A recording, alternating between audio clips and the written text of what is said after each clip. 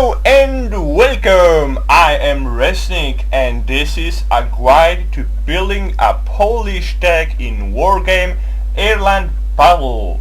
Well, why Polish? Well, I am Polish. That means I'm predisposed to know something about this.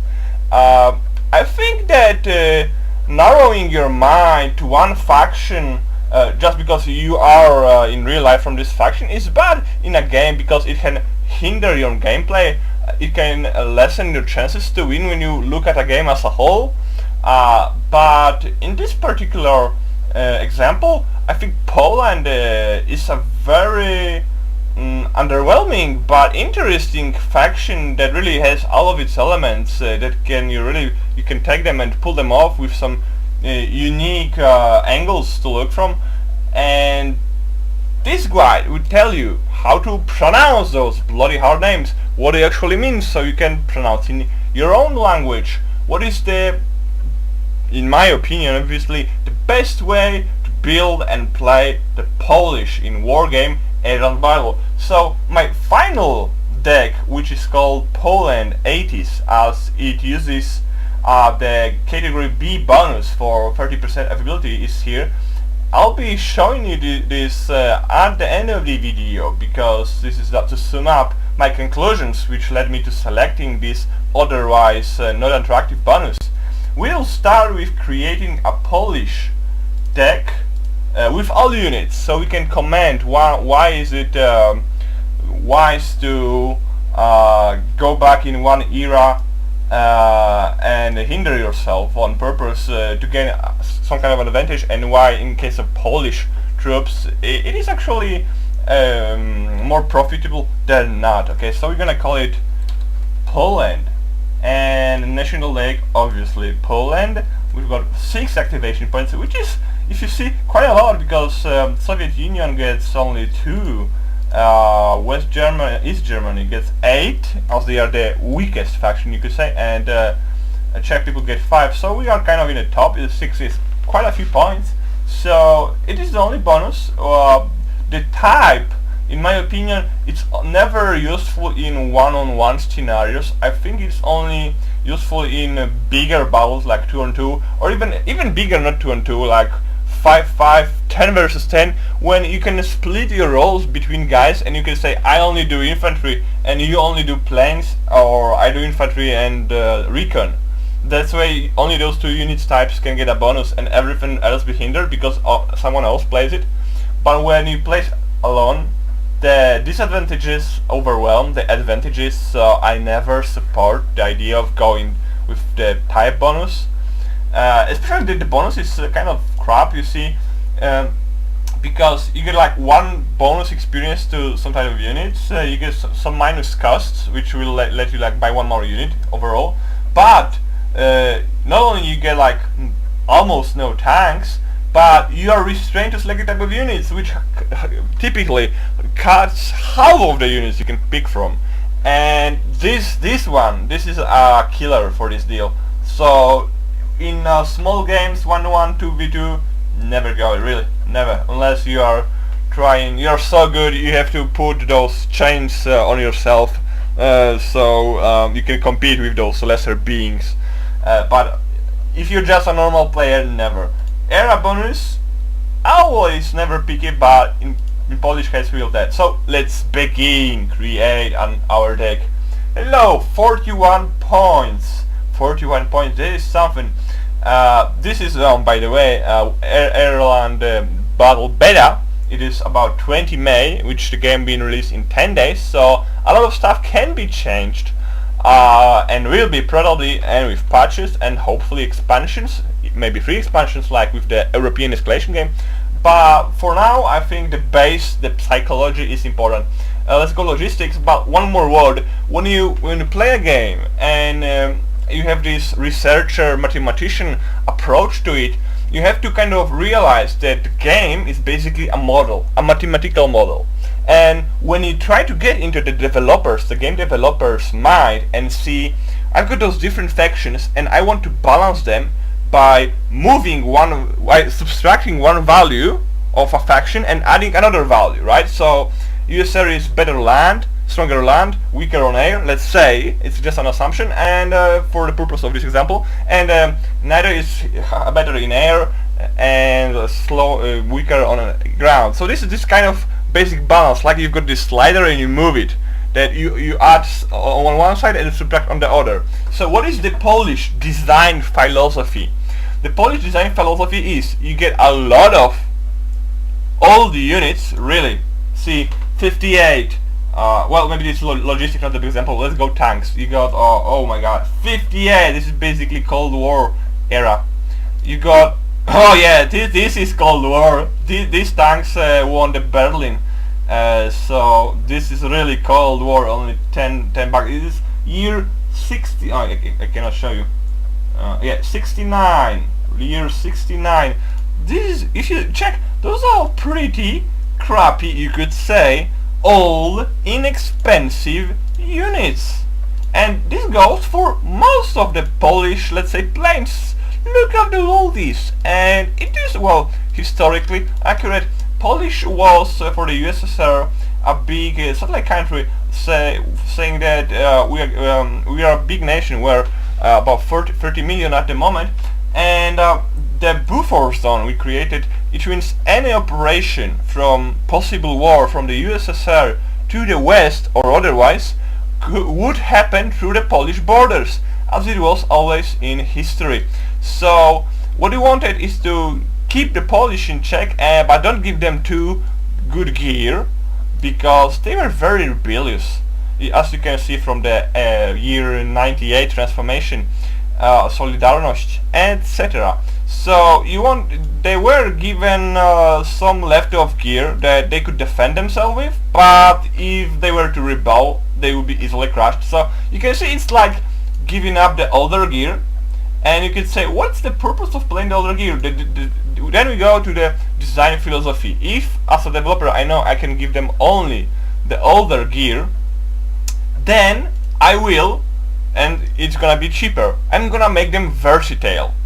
And for a unique knack, besides the versatile, very fast and strong on infantry.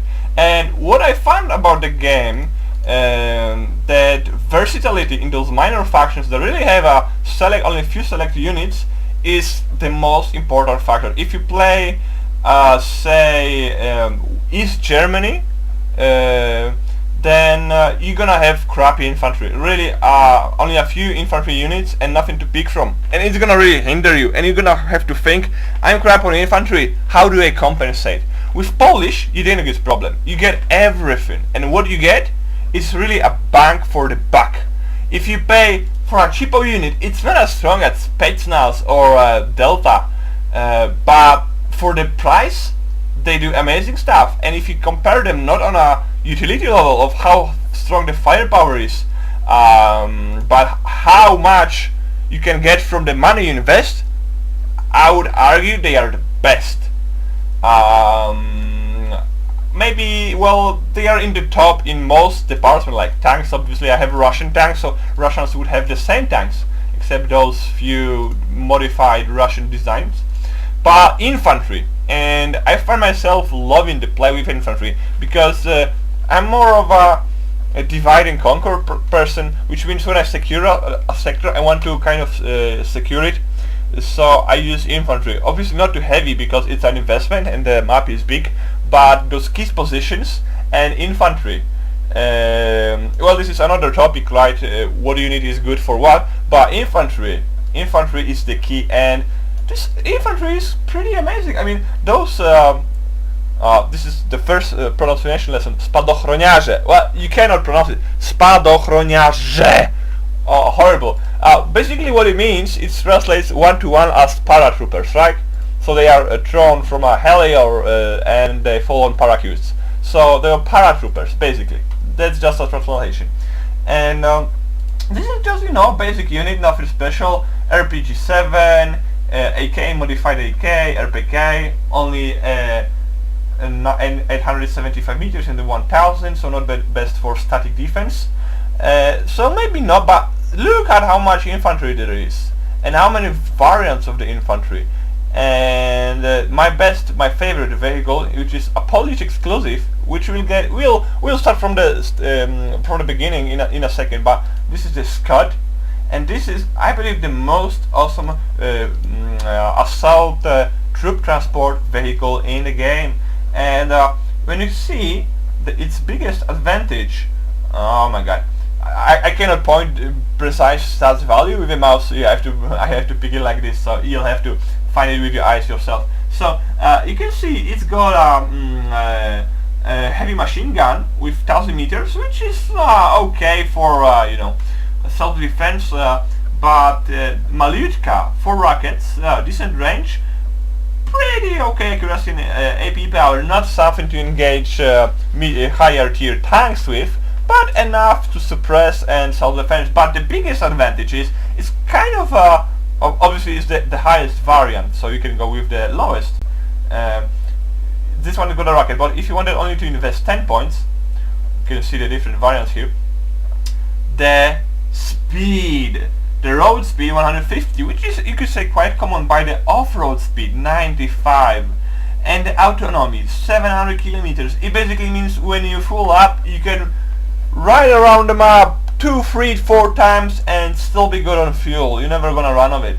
And the speed, off-ground speed, I mean, road speed is important, but only when you're getting troops to the battle. When you get troops to the battle, speed is the most amazing. So we're gonna get to this in a second, but let's start from the beginning. And let's start from the top and from the left, just as you were to read the book. Logistics. So what do we got in the logistics department? The usual for most factions, Jeep.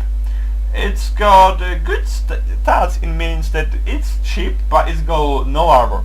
And there are 2 schools. If you want to secure sectors when nobody is gathered to get to, it's better to buy a cheap unit than a expensive unit, because expensive unit will just stand there, do nothing, and will cost you much more money. You can see 75% more in price. So if you were to just hold your initial start point, capture zone, you could use the normal Jeep, right? Just station in the woods and be safe. But when you're actually taking zones where is assault happening, then you have to consider what is better, an armored unit. And if you can see, the price difference is 30, which is 30% more, obviously. And the main stat is the increased speed off-road and armor. The Scud, which is a weaponless variant of the infantry transport I've been just showing you, has no weapon. And thus having a weapon, let's compare this Topaz with the Scud. What is better? It's better to have weapons, right? You only pay 5 more and good weapons. Well, no. Because when you are stationing your command vehicle in a wood, and there is, say, infantry commando, enemy commando coming close by, and they cannot see you because in woods the view range is about 300. If you can see, if you start shooting at them, you reveal your position, and those vehicles are very expensive and they are not very combat worthy. So you risk revealing yourself. So actually what I happened to do was, if I was getting these weaponized platforms, I was actually switching the weapons off, so it functioned as a weaponless vehicle. So it's better to just get, so in this case, if you know that you won't use weapons because it's not optimal, because you can reveal yourself, and you don't want to fight with this expensive, not actually good at fighting vehicle, you just want to hide them. So if you were just to start with your base, I would say this one, the WD, but in Polish we pronounce it WD-43, WD-43. It's good, it's cheap, but if you were to capture a combat area, then armored one is a lot better. See, this one is much faster, so you can really get to, not only when on the road is the same, but off the road it's different, and following roads can be dangerous. So off-road speed is very important, but it has armor. You can say it's only 1 armor, and say this tank has in front 7 and on sides 3, on top 2 and back 2, which is, oh, it's got much more armor. Well, the function of armor between the difference is crucial between 0, which is nothing, and 1. 0 means it's basically an infantry unit, right? It's just a jeep. So any unit, even if it's an infantry unit with no RPGs, they can shoot normal guns at you, and you will get hit, and you will be blown up. When you have one armor, and what is important, the top and back is not as important. The front and most importantly sides are very important. If you have at least one armor on front and sides, which is I can show you, it's the leftmost and bottommost number, will give you not only defense against normal guns of normal infantry, and let's say a scenario when I am ambushed by infantry, normal guns won't do much to my vehicle. The RPG can, the rocket, right, the anti-vehicle rocket, but those rockets miss a lot, especially if the vehicle is moving and moving fast. So if I was passing at 95 kilometers per hour through terrain and I was to be ambushed, the normal guns wouldn't do anything to me, and the RPG could miss. So this is a huge advantage. This one would be slower, and so you have to ask yourself, use this one, the Jeep, only for stationary capture when you have hidden it deep into the woods and there's no chance in hell that anyone will find you. But this one is actually quite something, because one armor. The second thing is, let's say enemy, you have like one quite a medium bush of trees that you hide your command vehicle on your base, and the enemy knows it, and it is your the first area you start with is the area you call your airplanes from. So when you lose it, you're in a big trouble, right? Because you cannot call any more airplanes. So I've seen this cheesy tactic. They're actually sending a carpet bomber, cluster bomber, a napalm airplane, depending on what faction you play, and what happens? They bomb a possible area when you are hiding, and obviously the chance they're hitting you directly with a bomb which would kill you is very slim. It's a luck chance, like, I don't know, 5%, so you don't even count for it unless you're a very unlucky person. But splash damage is what can hit your vehicle, and having no armor is like being infantry, and splash will damage you. So if you use only those jeeps and there's only a small area that one bomb run can cover, there is a great chance, like, I know, 50, let's call it 50% instead of 5 of direct hit, 50% chance that splash damage will hit you. But once you get 1%, one armor, even one armor, the splash damage is greatly reduced, and even if you get in the blast area, you can survive. Your vehicle will be damaged, but you'll survive, and that's what happens. So this one for initial zone you can use this one, let's say, and this you can use for forward base operations, which is because fast, it's got armor, and this one it's got weapons and is significantly slower. It's like 50% slower off-road, right? Topaz. Instead it's a marine unit, which means it can cross water. But since the water is not a huge gameplay element in the game, I do not recommend playing Topaz. I say Scout 1 is the way to go. Then we've got the tank, T-55 modified. Is a tank good enough thing to follow? Well, on some nation yes, on this one no. It's look at it, it's very expensive. You could get, I know, normal T-54 5 AD costs like 20, maybe 30, so you could get 5, if not 6 tanks, normal tanks, for the price of this one, with the exciting stats. So you get 6 tanks, 55 tanks with the same stats as this one, instead of not being a command center. So it is more survivable, but you don't want generally getting your command units getting into direct combat anyway. And if it was like super high tech, like having 20 frontal armor like the Russian units can do, well then maybe it's a immortal fortress. But since it's only 7, and basically most of units can penetrate more than 7 armor, it's you pay too much for too little. So I do not recommend it. You get only one. And to start now, I dislike, and it will show in my deck, elite units. You can say, oh, elite units are the best because they have the best stats. But the trade-off from the game developer point of view for the elite unit, like in tanks, let's say, is that you get only few of them. Say, I have like T-55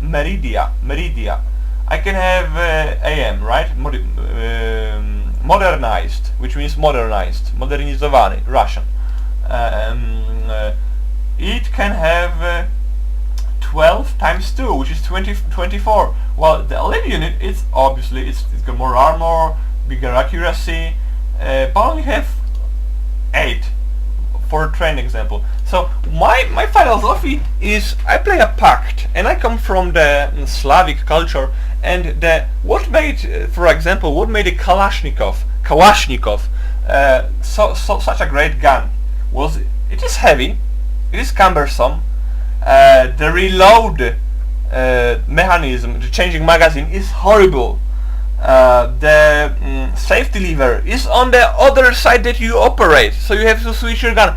AK is, as a functionality and ergonomics go, a horrible gun. But what makes it a special gun, there's a plenty of it, and it works. And you have to look at a weapon not from the data sheet point of view, like what is the bullet velocity, what is the magazine capacity, but as a tool in a larger equipment box.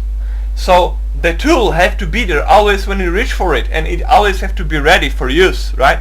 And so that's why I think the doctrine of Western Bloc was to flood the enemy with tanks, easy tanks, disposable tanks, and it's a very good tactic, really, because you don't look at the design as a simple unit, one unit, as just a part of a larger force or a bigger wave of units that you can pull.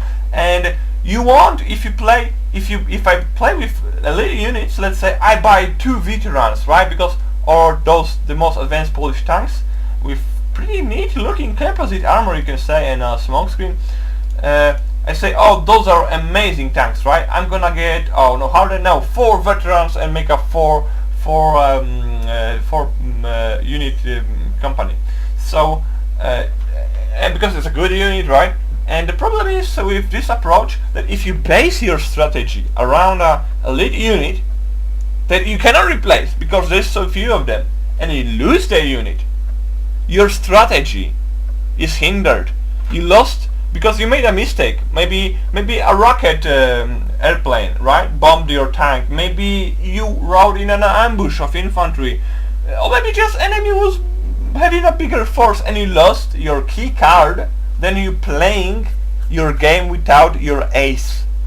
And this is basically saying this is a risk and reward situation, you could say, because if they are alive, I'm getting upper hand, and if they are dead, they're not. But in real life, you have to plan for good scenarios. Obviously, everyone wants to good scenarios and to win, but for bad scenarios too. And statistically speaking, when someone wins, someone loses, which puts a win-lose ratio at 50%, and you will lose, right?